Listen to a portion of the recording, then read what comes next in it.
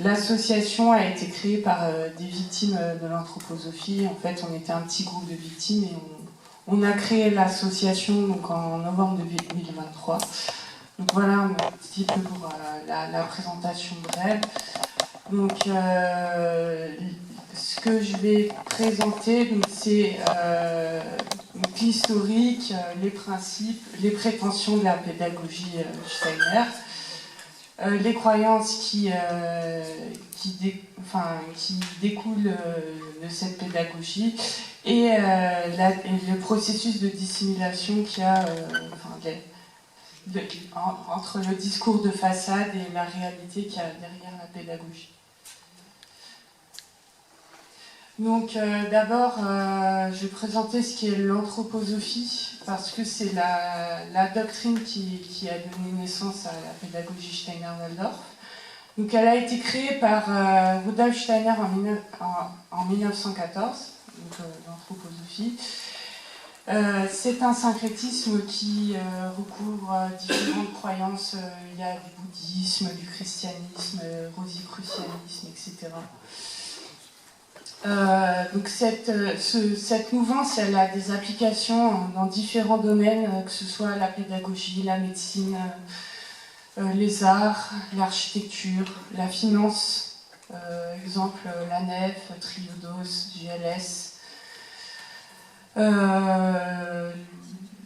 Voilà. Et ensuite, l'anthroposophie, pour présenter ça, c'est une méthode dite par ses adeptes scientifique visant l'investigation des mondes suprasensibles pour établir une science spirituelle, donc une science de l'esprit, et qui donne lieu aux applications précitées. Donc là, voilà, là on voit, donc là ça c'est le Goetheanum, c'est le siège de l'anthroposophie qui est situé à Dornach en Suisse.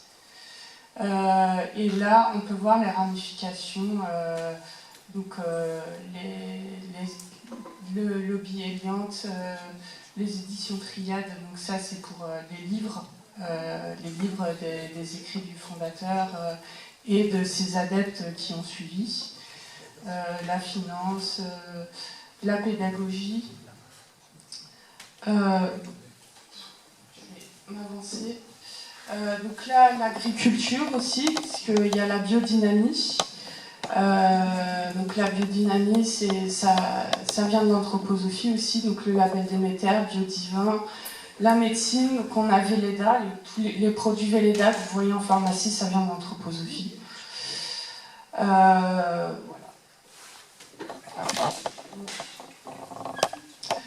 Concrètement, qu'est-ce que la pédagogie Steiner-Waldorf? Donc un petit historique. Elle a été créée en 1919 par Rudolf Steiner. Donc il y a eu la première école à Stuttgart qui a été créée par Rudolf Steiner et un de ses disciples, Emil Moltz. Donc qu'on voit ici, lui c'est Emil Moltz, là c'est Rudolf Steiner, la première école de Stuttgart. Donc en fait Steiner il avait son idée dans la tête de créer une pédagogie, une école, voilà, à sa façon, enfin, selon les révélations qu'il a eues des entités spirituelles, selon ses dires. Et donc il a demandé à Emil Moltz de l'aider dans la création de cette école. Et donc la première école a accueilli les enfants des ouvriers de l'usine Waldorf-Astoria, donc qui appartenait à Emil Moltz, d'où le nom Steiner-Waldorf. Donc, les prétentions de la pédagogie Steiner, donc elle se présente comme une pédagogie qui favorise le développement du rythme de l'enfant, qui éduque vers la liberté. Aussi, ce que j'ai pas mis, elle se prétend comme une pédagogie laïque. Donc, venant d'un mouvement spirituel, ça pose quand même question. Et aussi, elle se prétend comme une pédagogie innovante. Donc, alors, toujours dans les principes, donc la pédagogie Steiner-Waldorf, repose sur un principe, c'est les phases de développement de l'enfant qui sont par septaine. Donc la première phase, qui vise à développer le corps physique. Donc en fait, il y a des corps subtils. Rudolf Steiner a dit que la nature humaine, comme il l'appelle, la nature humaine, c'est ce qui constitue l'être humain, et donc l'être humain est constitué de corps subtils. Donc il y a le corps physique, le corps astral, le corps éthérique, le moi, etc. Et donc la première phase, donc de 0 à 7 ans, consiste à développer le corps physique. Donc il n'y a pas d'apprentissage formel, parce que l'âme est détachée du corps et de l'esprit, et donc il faut que l'enfant intègre complètement son corps physique, il développe complètement son corps physique. Donc il ne faut surtout pas lui enseigner les apprentissages formels. Après, de 7 à 14 ans, on a la deuxième phase, donc, qui consiste là à développer le corps éthérique. Donc là, concrètement, Steiner considère que l'enfant a besoin de l'autorité du maître, et que suite à la chute des dents, il peut commencer à apprendre à lire, à écrire, il peut commencer déjà les apprentissages formels. Mais toutefois, il ne peut pas encore apprendre la logique, il ne peut pas encore apprendre tout ce qui est science, logique, mécanique, etc. Après, de 14 à 21 ans, là c'est le développement du corps astral. Donc l'enfant peut commencer à se former un jugement. Donc, c'est la phase où se forme l'esprit selon Steiner. Donc là, on commence à apprendre les sciences. Bon, ils prétendent aussi qu'ils commencent à apprendre à utiliser les ordinateurs, mais bon, c'est quelque chose d'assez relatif. En général, ils prétendent qu'il y a des ordinateurs, mais les ordinateurs ne sont pas utilisés. Enfin, il y a des témoignages comme ça. Ensuite, pour poursuivre, il y a aussi les tempéraments. En fait, Steiner considère l'individualité à travers des tempéraments. Donc on a sanguin, colérique, flegmatique, mélancolique. C'est un très très vieux modèle qui vient de Platon, je crois. Donc les enfants sont classés par tempérament pour qu'ils développent leur individualité. Il y a aussi un lien avec le karma, la réincarnation. En fait, pour Steiner, tous les humains se réincarnent. Et donc les humains, quand ils arrivent sur Terre, doivent accomplir leur karma et combler leur dette karmique. Donc la dette karmique, ça peut, ça se traduit par parfois des handicaps, des maladies, et du coup, le handicap, la maladie, c'est parce que la personne a commis un crime dans une vie antérieure, et donc il doit le réparer en adhérant plus ou moins aux croyances de l'anthroposophie.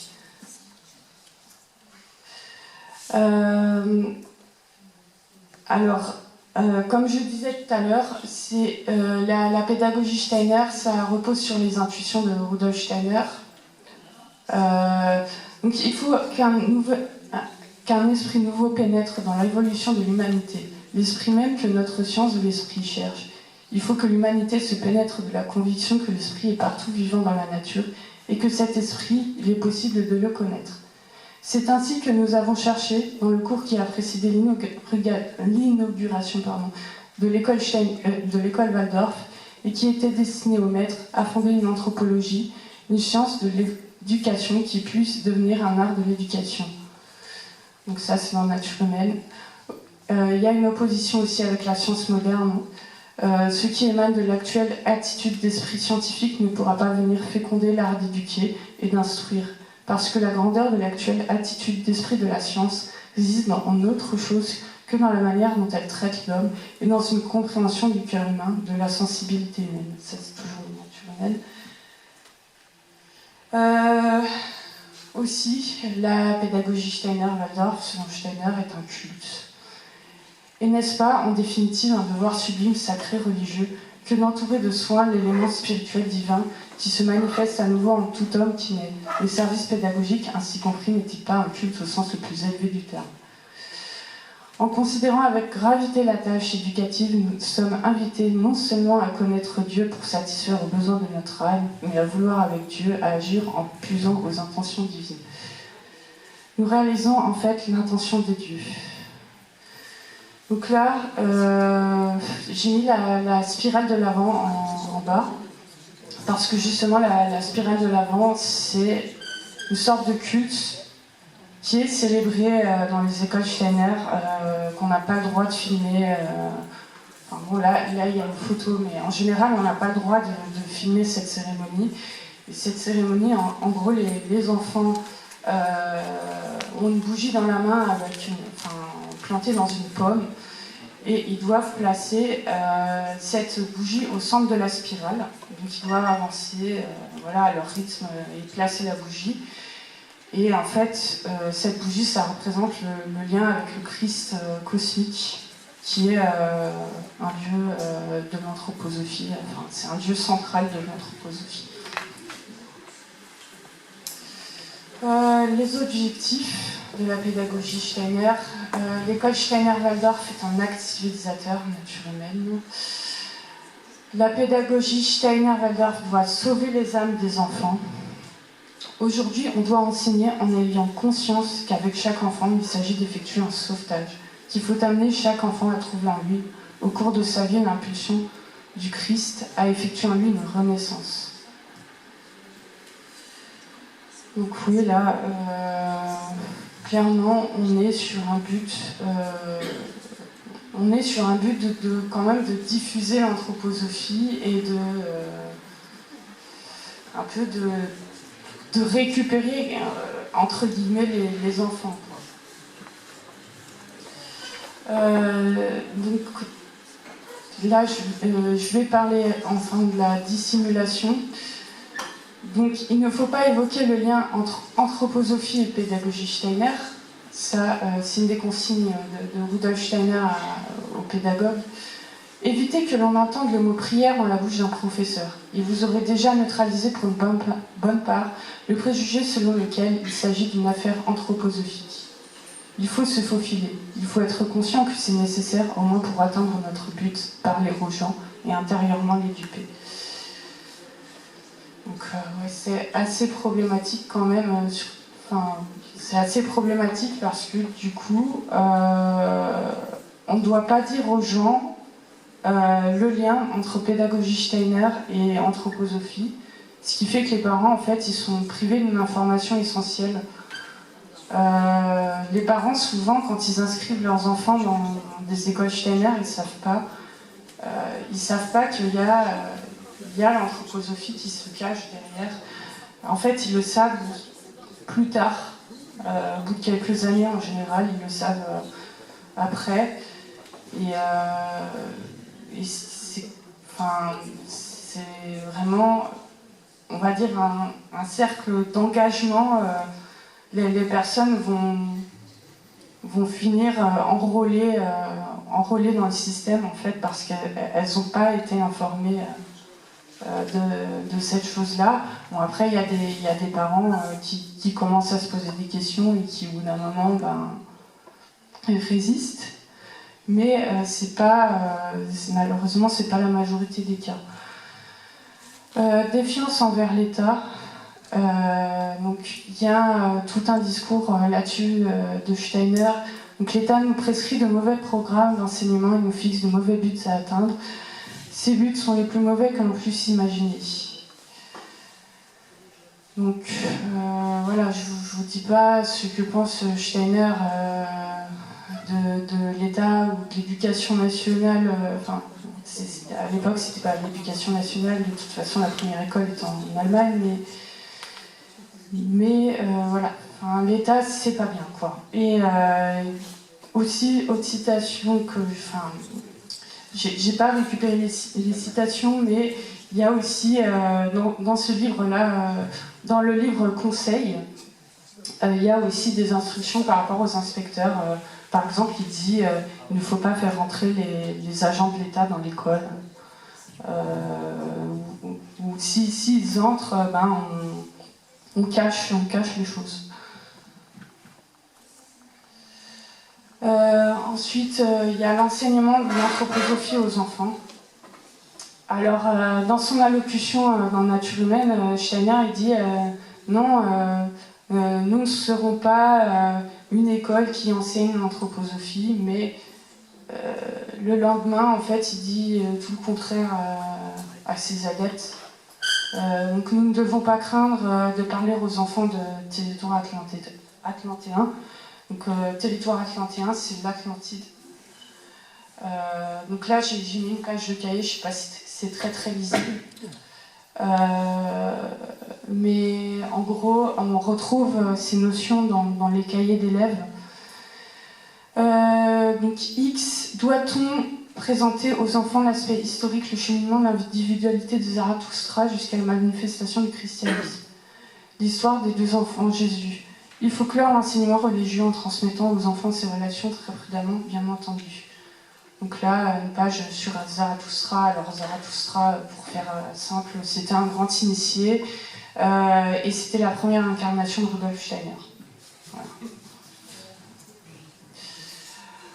Voilà. Donc voilà, enfin, j'en ai fini. J'en ai fini avec ma présentation. Est-ce que